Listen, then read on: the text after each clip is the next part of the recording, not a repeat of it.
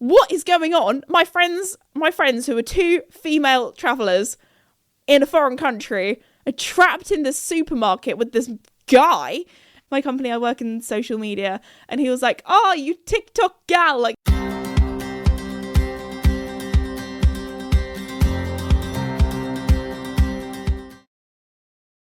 hello everybody, and welcome back to my podcast, Esme's Country Life. In today's episode, I'm going to be updating you all on my trip to Germany to the horse show, Aachen. Lots of interesting stories about my trip across there. Also, I'm going to be telling you, I have one more story actually from my girls' trip or holiday to Nice that I forgot to tell you, which was probably the most wild story from the trip.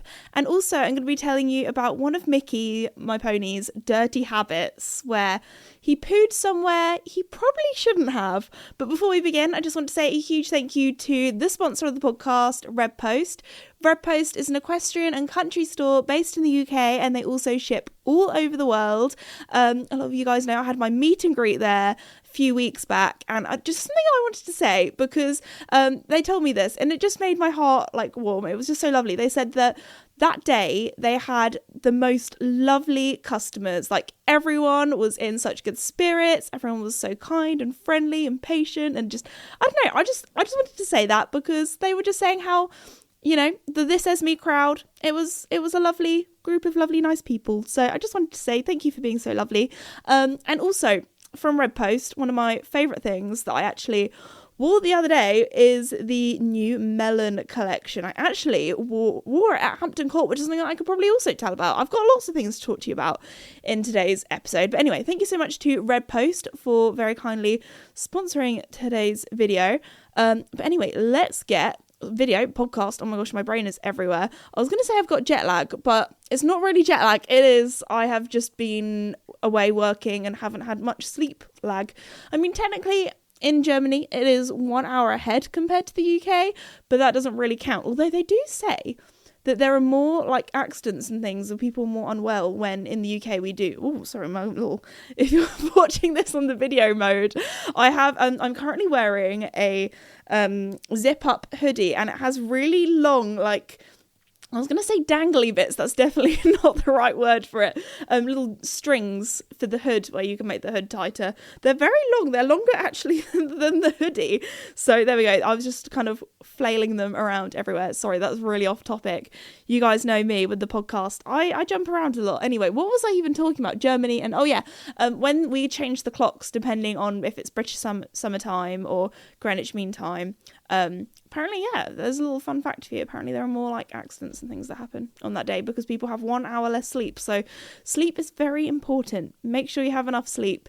Anyway, also, before we begin today's episode, I just want to apologise if I sound a little bit croaky, because I think I'm coming down with a cold. So when I woke up this morning, and you know when you wake up and you're just like, oh, my throat is a little bit itchy, it's a little bit scratchy. So I was like, okay, first thing this morning, I need to record a podcast episode because I don't want to be sounding too croaky. And also, you never know, I could lose. It's one of those kind of colds where it's like, tomorrow I could either be completely fine or I could completely lose my voice, which obviously when my job involves a lot of talking, that is not great. I remember when I first published, I think it was maybe my second episode of the podcast, I completely lost my voice, so we had to miss a week after every 2 episodes. So that was a little bit awkward, a little bit ironic, a little bit funny.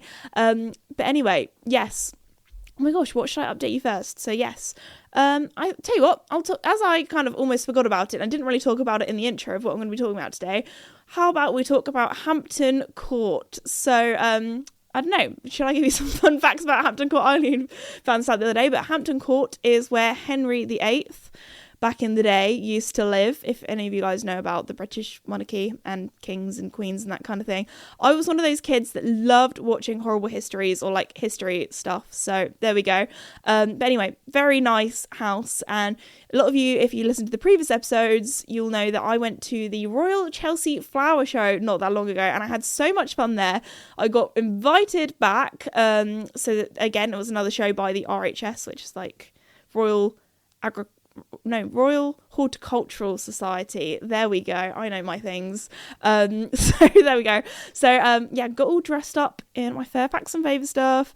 Went there, was invited by Alatex, who do very fancy, nice greenhouses for like a little PR event. So got to have a little mooch about. It was actually, I tell you, I've got a little funny story. So it's always a little bit weird going as press to events that aren't horsey, because it's always like very similar but very different at the same time. Anyway, as I was walking in, I had my little press pass, which has like your little photo on and ID and name and that kind of thing.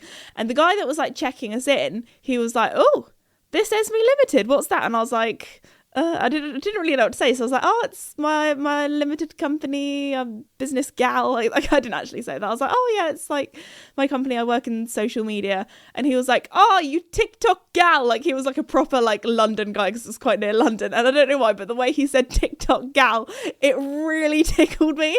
So the rest of the day, I just had TikTok gal in my head, even though when I was there, I wasn't really filming for TikTok. It was more for Instagram. But anyway, moving on. So yeah, went there. It was a lovely day out, although we were mainly there for the afternoon. Had a little mooch bow. Like I am I've, as you guys know, I'm in my gardening era. I love looking at all the flowers and the gardens and that kind of thing.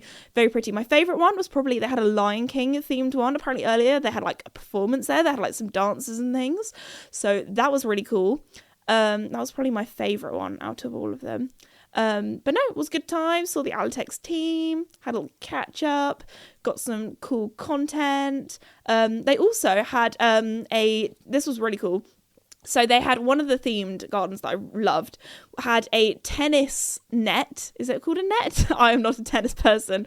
They had a tennis net, and it had all this jasmine growing along like in the net. And I was like, that is so clever. But also thinking about like how long that would have taken to grow, like the process of having to roll up that net and like put it up somewhere. Apparently like these things take weeks to set up, so that was very cool. So we got some kind of like, to celebrate Wimbledon, because that's kind of on at the moment, we did a little Wimbledon themed reel, which is very cool. And I was there with they had like a little tennis racket and ball, and they were like, "Oh, you can," like, because I was like, "Oh, we need to get that in a shot," and they were like, "Oh, you can use it if you want." So I was here like bouncing this ball around. Did I almost hit one of the general public? Yes, I did. That was very embarrassing. Also, just before we walked along there, so I don't know, every now and again at things like this, I see some famous people, and my dad isn't the sort of person that gets like starstruck or anything like that until we walked past Brian May. So any Queen fans will know who that is. I was on, I don't know why, but Queen songs always remind me. We had this one trip when I was a kid where we went to Cornwall, and we just listened to all of the Queen songs. So there we go. So yeah, he was there, and I was like, "Dad, go and get a photo." My dad was like, "No, I'm too shy. But that was quite funny. But yes, so that was my trip to Hampton Court, to the flower show there. That was very nice, very pretty. But yes, sorry, that was a little flower show interlude. Okay, what should I talk about next? I feel like I should talk about Mickey's dirty habit, because I did not witness this dirty habit. This is what my parents have told me, because they have told me some stories about the horses. Well, this happened while I was away in Nice, apparently. So, as you guys know, my pony has had a little bit of a poorly eye lately. We've been having to give him eye drops. He's had to have the Opti-Vet, which is like the horse optician, which is a very niche job. Had her over looking at Mickey's eye, and anyway, to look at his eye properly and to see it dilate and all that kind of stuff, we often put him in the tack room to have his like checkups. So Mickey went into the tack room, so it was nice and dark and she could look in his eye and that kind of thing. But horses are horses. They do like 9 to 10 poos a day. And what did Mickey do? Apparently he did the biggest, wettest, sloppiest poop in my tack room. Now, my dad was pretty good. He was pretty good at tidying it up. Obviously, you know, I wasn't there to clean it up. So he shoveled it away, that kind of thing. And it was only when I came back and I had a little look round and I was like, oh, what? Why are all of my boots and a bit of my I have this like thing I have like this wardrobe, and it was advertised as a gentleman's wardrobe in the charity shop that I thrifted it from.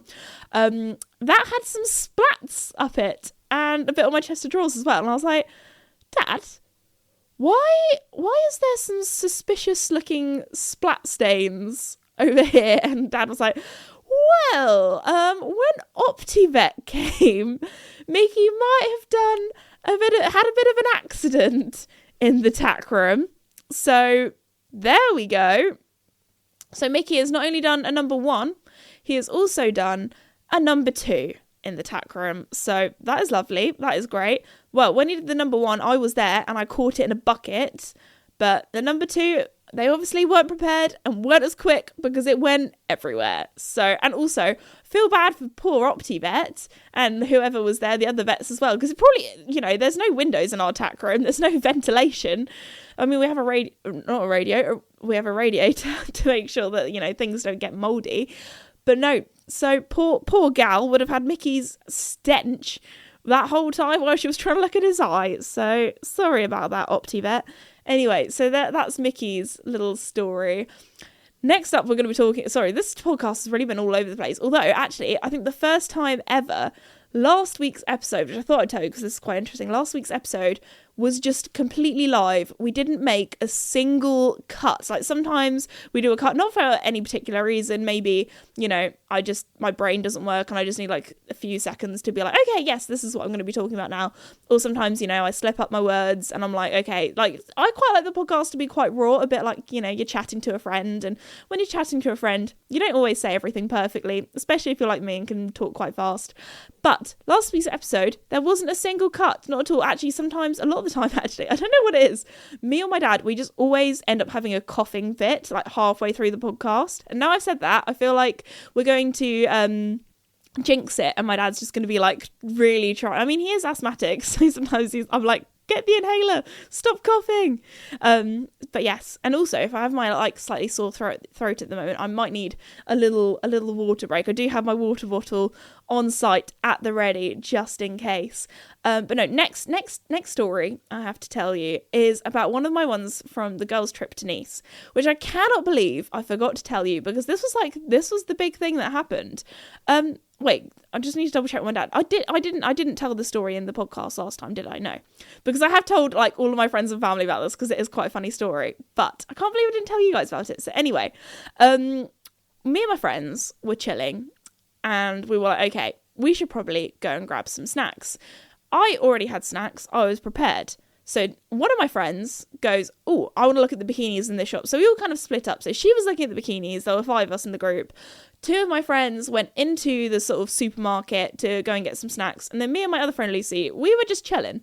We were just standing outside, minding our own business, eating our snacks. And we was kind of like, standing outside while we were waiting for our friends. And the guy that was working at the till, which is right by the front door, was like crossing his arms, like in an X kind of sign, being like, no, we closing. And I was like, okay, no worries, we're just chilling out here. We don't want to come in. So, this guy I don't know, it wasn't like it was like an evening and we were like being those really annoying people that come in like 5 minutes before 5 o'clock or closing time or whatever. We weren't doing that. Like, this was the middle of the day. I don't know if it's like a French thing where people, I don't know, have like a little lunch break or that kind of thing. It was probably like 2 o'clock or something. So it was a very random time.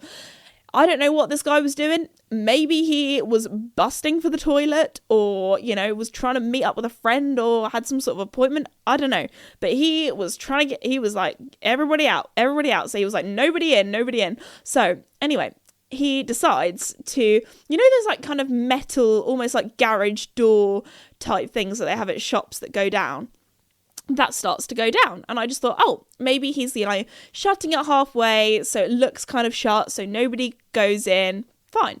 So me and my friend were eating our snacks and we see the door go down. And then we start looking at each other and we're like, oh, our friends are in that shop and the door is still going down. And when it kind of carried on past the halfway point, we were like, so Indiana Jones style, I stick my head through this small gap that is getting smaller and smaller as this garage door kind of thing goes down. And I start to freak out because I go, my friends are in there. And then I tried to say it in French and I was like, mes copains. I was like, I don't even know if that's like French, But anyway, I tried my best. And the door just shut, almost chopped my head off. And I was like, oh, okay. Number one, I almost got decapitated. And number two, I was like, what is going on? My friends who are two female travellers in a foreign country are trapped in this supermarket with this guy. And we were like freaking out. We were like knocking on the door, being like, our friends are in there. And we quickly were like, oh my gosh, are they being like stolen? Are they being kidnapped? Like, what is going on? So we ring them up and we're like, you do know you've been locked in? And they're like, have we? And they were super chill about it. They're like, we're just looking at the shampoos. Like, one of my friends forgot to bring a shampoo. And I'm like, yeah, we're just seeing which one is the best. And we were like, dudes, get out of there. Like, you're going to be locked in. Like, this guy he's in a hurry. Like, I don't know if he needs to run and sit on the toilet or something, but whatever he's doing, he was desperate. And they're like, we'll just like peruse the snack. I was like, guys, you need to escape. You need to get out of there. So we were freaking out. One of my friends was just down the corridor, picking up a bikini. And when she came over, she was like, where are the other two? And we were like, they're locked in. So maybe like 5 minutes later, me and my friend, we're starting to panic a little bit. We're like, what is going on? Anyway, the door does lift up and there were other customers in there as well. And I do have I do have a video of my friend kind of poking her head out as she leaves. And we were like, oh my gosh, we thought you were trapped. So one of my friends, Lucy, she has the best private Instagram, which is basically just a video photo diary of all of the events that we get onto. So of course she was filming it all for the private story, and we were having a great old time. But no, my friends did get out in the end. And there were a few times where I was like, do we need to ring the French police to be like, my friends are being kidnapped? But no, it was all good. And I hope the guy got to wherever he needed to go at whatever time and managed to shut the shop on time, because he was in a rush. So that is my wild story from my trip to Nice. So there we go. All right, what's next? Oh, my trip to Germany. That is the next thing that I need to talk about, because what day is it today? I'm recording this on a Tuesday and we got back on Monday morning. Sunday evening, Monday morning. Either way. So yes, let's start off with the time that we woke up at to get to Germany. So when my dad first texted me, oh yeah, I'll be picking you up at 2:45, I thought he was having a laugh. I thought he was joking. He was not joking. So I went to Germany with my friend Pip, who I invited along with me, who was very helpful. She helped us like carry the camera equipment. She took some photos as well and helped, I don't know. She was definitely the morale of the trip. We had a lot of laughs. We had a lot of fun times. But yes, so I was like, I'm really sorry. We're going to have to wake up very early. She's like, that's fine. That's all good. So in the car that we took, we were like, it's fine, we'll make it business class for you, we'll make we had a little snack bag. Actually, to be fair, Pip brought all the snacks, but we had like water and a blanket and a pillow, so we could just get into the car and fall asleep. Which to some of the people that we told, oh yeah, we're driving to Germany, were like, what on earth, why would you drive? But we're South Coast, so actually driving it's not that difficult. Every year we've driven, and it does mean that we can fit all of the, things that we want to. So all of the camera gear, it's easy to just chuck in the boot. It's also sometimes easier because when you think about it, when you go to an airport, you have to drive to the airport, you have to get there like 3 hours beforehand, and then the plane is always delayed, and you have to like get all your suit. You can only bring so much unless you want to bring like a big old bag, and then you have to check in, and that's more expensive, and just the hassle of it. And then you have to get on the plane and be on the plane and then land and then pick up your luggage, and then depending where you are, either get some sort of public transport like a train, or then you have to get a taxi and then get to where you need to go. So we were like, let's just car it. So we drove, which does sound. Oh, I met some friends while I was at Aachen as well. Some new content creator friends, which I'll be telling you about later. But Anyway, I met Evan. Some of you guys might know him as Evan Grooms. He is from California, so he and he hadn't really been to Europe much. So I was like, oh yeah, we drove from England, and he was like, what? Isn't that like, there's a bit of sea in between? I was like, oh yeah, we just went in the underwater tunnel. He was like, underwater tunnel? I was like, yeah.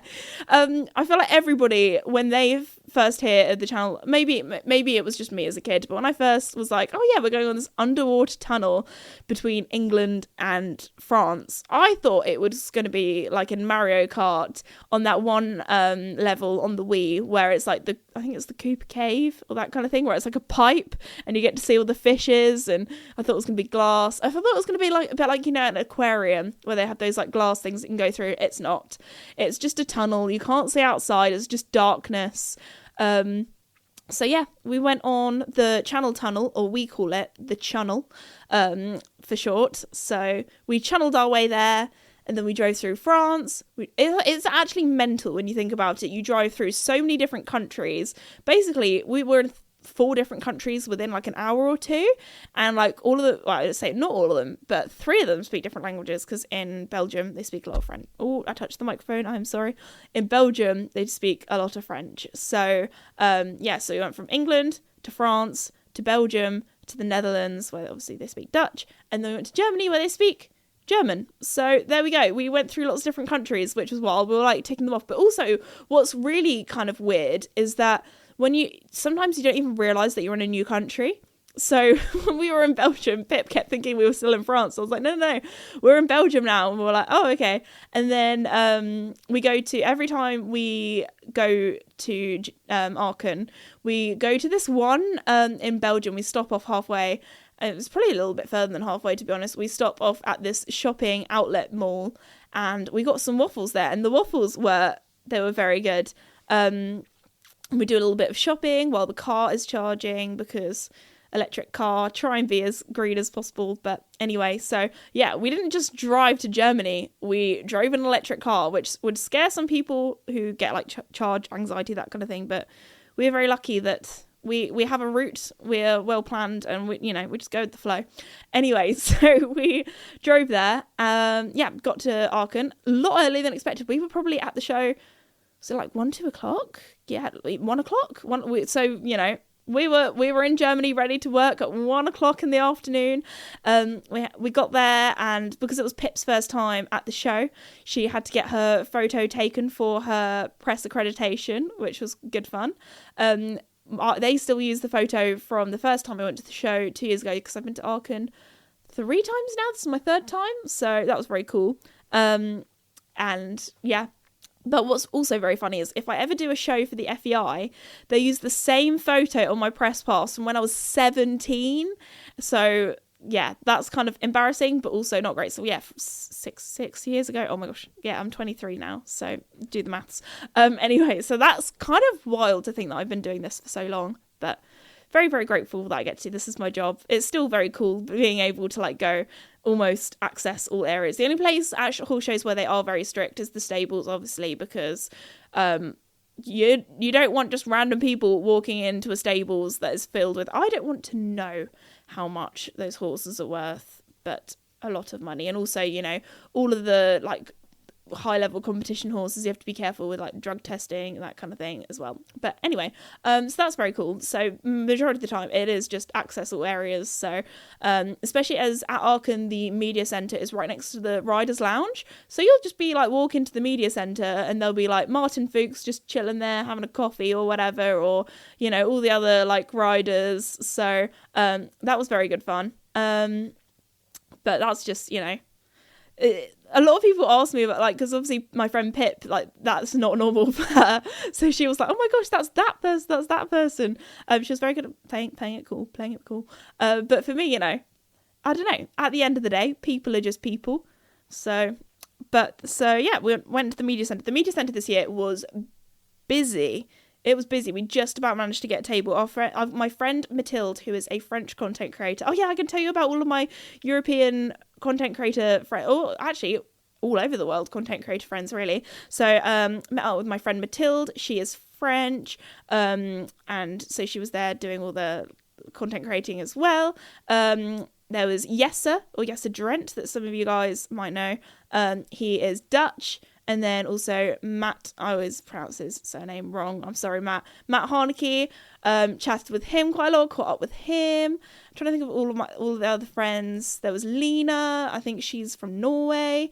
Lots of other people that I met. So that it's really good fun. It's kind of like a big reunion each year of all of the content creators, influencers. Oh, Harrison was there as well. He's from the UK. So that was good fun. We all had like a little birthday. It's always Harrison's birthday at Aachen. So Mathilde very kindly got him a little birthday cake, which was very cute. Blew out some candles. Well, I didn't. He did. It was his birthday. But blew out some candles. So that was cute. But no, I think that was the main gang. But it was, not really lovely to catch up with everyone, because it's the same people that go to the show each year. And I feel like Aachen is a really good show of actually getting content creators, influencers together, like from all different places and that kind of thing. And it always feels like a big party. I mean, there are quite a lot of parties at Aachen.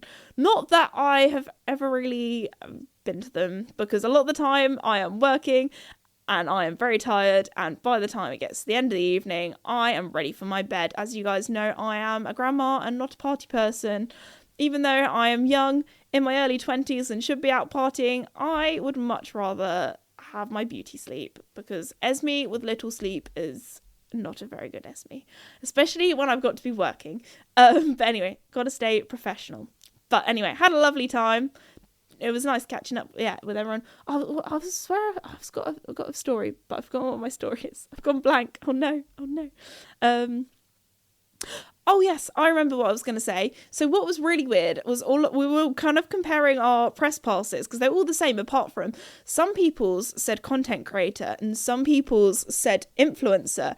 And I don't know, I've always been a little bit funny with the word influencer, because back in the day, I would always call my job a YouTuber, but now you got to be on all the platforms, with nowadays. So I would normally say content creator, because I always feel like my job is more creating content, creating fun videos and podcasts or whatever for you guys, and less so much like influencer. Just sounds so salesy, and so like, I want to influence you to buy my product from my storefront, or like whatever, do you know what I mean, like use my affiliate link. But I was talking to my friend about this, and she was saying, well, actually I think influencer sounds better than content creator. And I was like, what?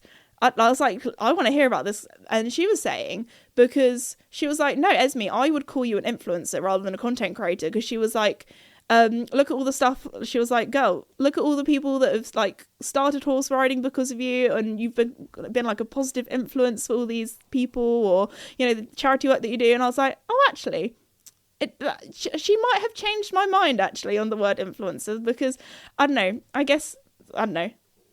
She just put it in a really nice light, and I was like, you know what? I've never really thought about it in that way. So there we go. Still don't know how I feel about it, but anyway, moving on. Yes, so obviously you guys have heard me talk about Aachen before, but it is the World Equestrian Festival. It is the biggest horse show I have ever been to, and I've been to some big places. Like, they have a whole stadium with grass, so it is massive. Just for the show jumping. They just use it for the show. They don't use it for anything else over the year, just for Aachen. And then they also have a whole stadium for the dressage as well. They have loads of different arenas for driving. They do this thing called the driving marathon, which the best way, I'm not a driving person, I don't know much about it, so for all of my driving people out there, if I say the wrong terminology, I deeply apologise. But it's called the driving marathon, which is my best way to describe it is it's basically like eventing, but for driving. So they kind of do like the little dressage test, and then they do the marathon, which basically they there's lots of like little tight turns, and there's like, I think they're tennis balls. They're probably like a little bit more fancier than that. But if they knock one of the I want to say bollards, it's definitely not a bollard, but if they knock the tennis ball off, then I'm pretty sure that's a bit like show jumping when you get 4 faults. So that is really cool because they zoom basically across the cross country course and go in and out all these different things. And obviously the cross country there is really cool. That's always good fun to watch. And of course the Rolex Grand Slam as well is incredible to watch too, which is always on the last day. That's one of my favorite classes to watch. So that was really good fun. So yeah, that is pretty much my trip to Arcot. Also, I had a bit of a girl boss moment. Now, you guys know me. I'm not the sort of person to be like a Karen or to complain about things. Like I'm definitely one of those people, like I'm not the best at standing up for myself or bigging myself up or anything like that. But today I found out that if I'm standing up for somebody else, oh boy, you best believe it. Like I just want to say at all times, I did not raise my voice. I was respectful. And I think that's important. Like if you just, I don't know, you're never going to get your way if you just get angry and shout at someone and be horrible to someone. That is definitely not the way to communicate with people. But I stood up for my friend Pip. So in with our press passes, we're working for the show. They very kindly give us free lunch every day. So we walk in, scan our little press passes to make sure that we've got the food coupons so we can go in and eat for free. Scan mine, all good. Scan my dad's, all good. Actually, my dad hadn't gone yet. It was just me and my friend Pip. It was just the two of us. He was still unpacking the camera bags. We were hungry. We were like, see you later. We're going to go and get some food. Anyway, so, and then she scans my friend Pip's one and it goes, computer says no. And she's like, oh, I'm really sorry. You can have free drinks here, but you're not allowed to have any of the food.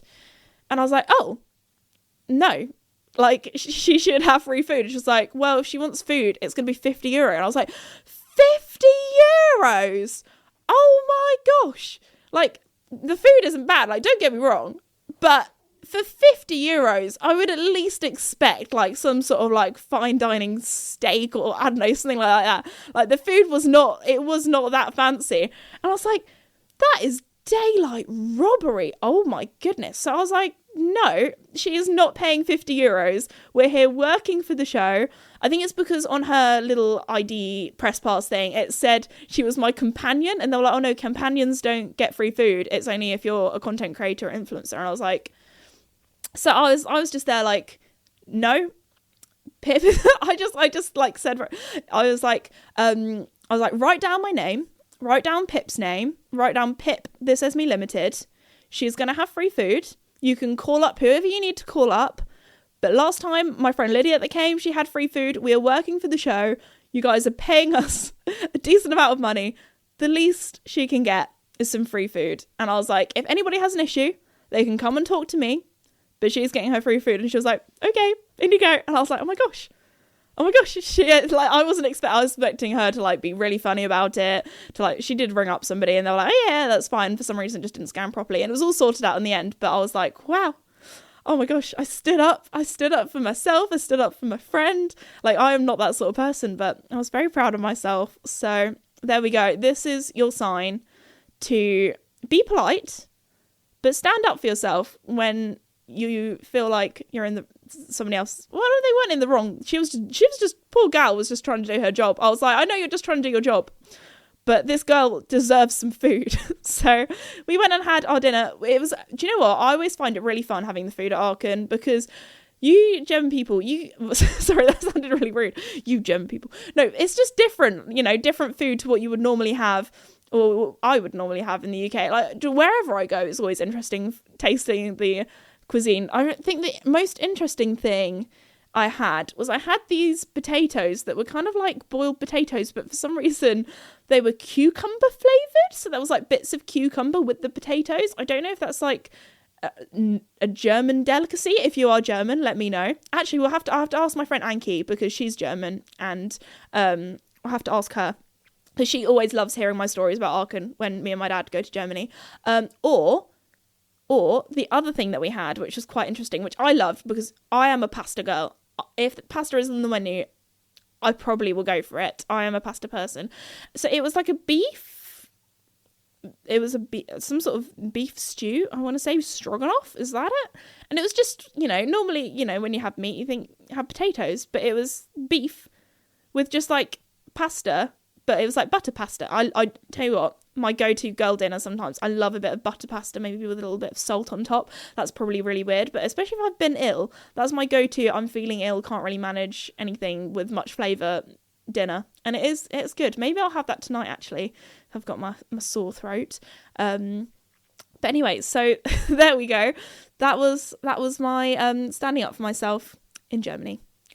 I've got one more interesting story to tell you from Aachen. So on the way home, obviously, when you go through the Channel Tunnel, you basically have to go through passport control, not security, you know what I mean. So they like do a little swab on the car to make sure you're not, I don't know, got any bombs or gunpowder or drugs or that kind of stuff. And then it's a very serious environment. And also, they go through your passports, making sure that, the correct people are in the car and are leaving the border and that kind of thing. And anyway, the whole time we were in this queue, and the queue was actually quite long on the way home. Maybe it's because it was like a Sunday evening, I don't know. But there was this motorcyclist that was behind us, and I was sending a selfie for the family group chat, and he photobombed this photo. It was so funny, and he kind of became our little motorcyclist friend in the queue that we just kept kind of waving to and looking back behind. Now, because as I said before, we do have an electric car, which is because we do a lot of miles, we're very lucky to have like a nice, modern, comfortable car, business car. But it has like a little screen, and it's quite funny because it has like a sensor, so it kind of at the back it kind of tells you if there's a car behind or that kind of thing. And it kept freaking out because it was a motorbike behind. And so we were all, when you just get to the delusional stage of a trip and you're all a little bit tired and just like you find things funny that aren't actually that funny.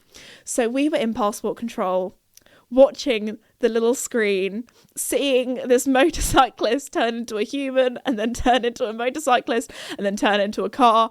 And for some reason, we thought it was the funniest thing. And it turned into multiple people as well. And it just looked like these two people like walking into each other. And I don't know, we thought it was the funniest thing. So we were all there, passport control, trying to be really serious, absolutely trying not to wet ourselves with laughter, probably having to hold this in. So there we go. It wasn't even that funny, but it was one of those things. It's like you just had to be there. You just had to be there. It was so funny. Anyway, so that is our funny little trip on the channel on the way home. And on that note, I think we're going to leave today's podcast episode here. I feel like I've talked about lots of different things. I've had a lot to update you on, actually. I feel like at the moment, I've had one of those things where just everything has been happening at once. So anyway, might have some more news to talk to you about. Anyway, moving on. We're going to finish off today's episode here. I just want to say a huge thank you to the sponsor of the podcast, Red Post, for sponsoring the podcast. And I really hope you enjoyed today's episode, and I will see you all in the next one. Bye! Hopefully I haven't been too croaky. I'm going to have my water now.